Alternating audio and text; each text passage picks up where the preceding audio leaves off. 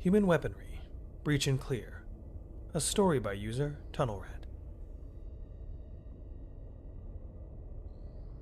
So we eventually made it to the disabled ship. The human command hailed them and got no response. I was able to watch events unfold through the monitors in the safe room. Sergeant Garrick was thankfully alright. He had been grazed by a projectile in his abdomen, but was refusing treatment until the more critically wounded were taken care of. When I found him, he was wiping blood off of his knife onto his sleeve. I watched helmet camera footage from a soldier escorting a medical team on a transport ship. They were going to board the enemy frigate and look for survivors. On their way to the ship, they were not shot at. Any communications devices must have been located at the back of the Floresian ship, as no calls for aid or surrender could be detected. It was difficult to dock. The ship had begun moving at full power before it had been hit with the railgun. Now it and all of its debris from the mangled engine portion of the ship were still moving at the same momentum. This forced the human cruiser to keep pace with it. I knew one thing now, though. Just because the humans were saving these creatures, it did not mean they were friends. Every single gun on this cruiser was trained on the frigate. I switched to another helmet camera, this time on a first entry soldier. They were going to make sure everything was clear before the medical teams boarded. They attached and cut their way through a thin portion of the hull.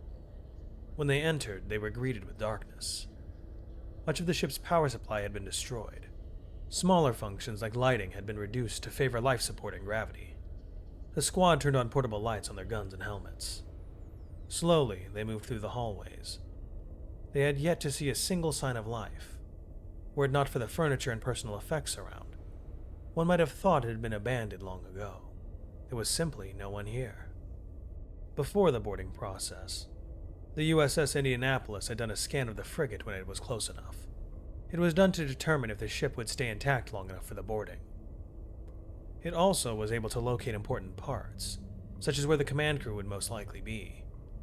This squad was moving for that position to hopefully find a command crew, and force a surrender if they hadn't already. They were moving toward a large door, their firearms swaying, checking every corner. They had two humans stay back in the hallway entrance, covering their exit. The door to the command room was locked shut, either on purpose or a malfunction after the engines were hit. One of the humans, who was carrying a different, bulkier-looking firearm compared to the others, approached the door. He took off a bag on his back and retrieved some sort of rectangular device that he stuck on the door. He then motioned for everyone to get back. They all retreated behind the walls of the hallway entrance, peeking around the corner with guns aimed at the door. The man pulled out a smaller device, and with the other hand, counted down from 3 on his fingers. When he reached 0, he squeezed the device. Suddenly, the door they were working on exploded. Gods, had they fallen into a trap? I looked around frantically, but no one seemed concerned. Sergeant Garrick was simply looking at the monitors. What was that explosion? Breaching charge. You mean that was deliberate? I thought it was a trap.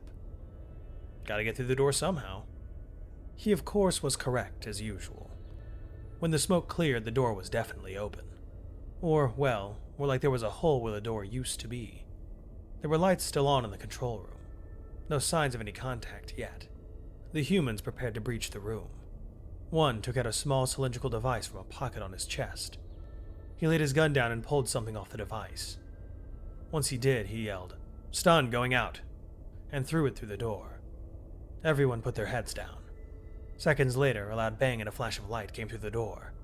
Then all the soldiers rushed in, firearms trained forward. They got in and swept the room, only one by one to see what had happened, some dropping their firearms in their slings. The first to enter dropping to his knees. No one said a word. All the humans in the safe room stared in shocked silence at the monitors.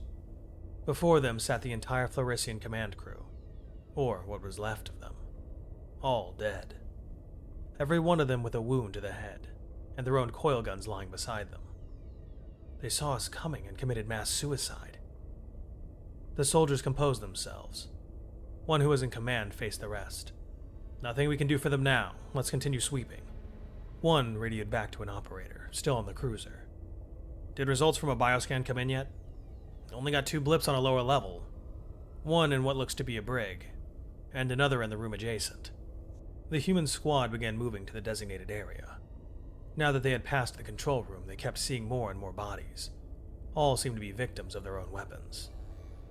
However, I noticed that all individuals who had killed themselves were dressed differently than those that boarded us. They had different uniforms, seemingly more formal in nature. I had yet to see any designated for combat. The way the humans moved was fascinating. Every visible spot around them was constantly viewed by at least one of them, as they swept the rooms with their rifles. They clearly were very experienced.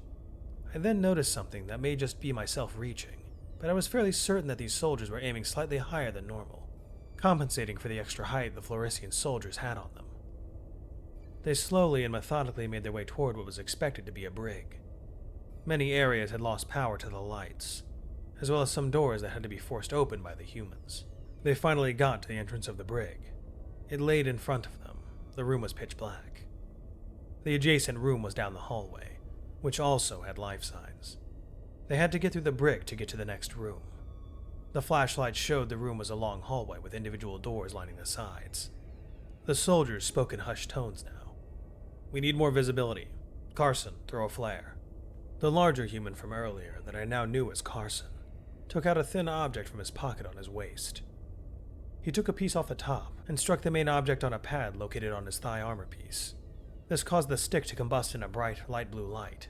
Carson then threw it into the hallway, illuminating all the doors, including the bulkier-looking one at the end. Carson had a weapon I hadn't seen before. It didn't have a long rectangular ammunition holder on the bottom like the rifles I had seen.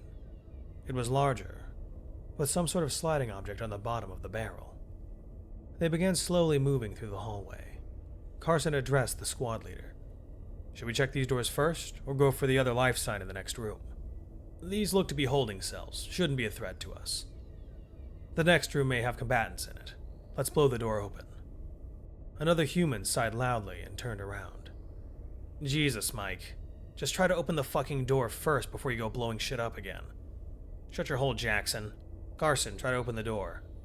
My first experience with what must be human slang, or at least American slang. They seemed to use the words for emphasis. The sentence would have the exact same meaning if all those words were removed.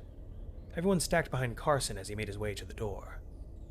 "Breach in 3, 2, 1. Carson pushed the door, and it opened. Then he was immediately struck in the shoulder plate by a projectile and was knocked to the ground. The humans scattered and dragged Carson behind the wall. They were preparing to engage whatever was in the room when something happened. Frantic screaming came from inside, a language no one understood. It sounded like multiple voices arguing with each other. Then a sound of a struggle. Then silence. Seconds later, a coil gun was thrown through the open doorway, where it landed on the floor in front of the confused humans. Are they surrendering? The squad was confused about what to do. One of the humans looked through the door and spoke. "Guys, look." When they turned the corner, they were greeted with this scene. 4 Floresian individuals, 3 dressed in combat gear, 1 in the formal wear we saw in the command room. However, the one in formal wear was unconscious or dead on the ground, and the 3 others were standing around it, looking at the humans. They were unarmed. One of them slowly moved over to a control panel on the wall, being aimed at by multiple human weapons. They pressed something on the panel, and all the cell doors behind the humans opened.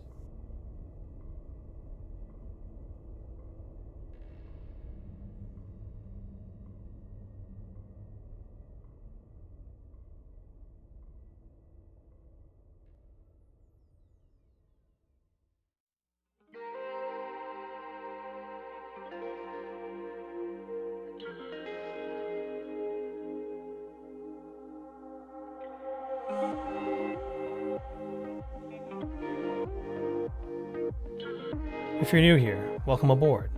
Check out the description for the story and join the Discord if you like. Consider supporting the channel and the author as well. It's a dangerous world out there, but remember to be brave and look up to seek the stars.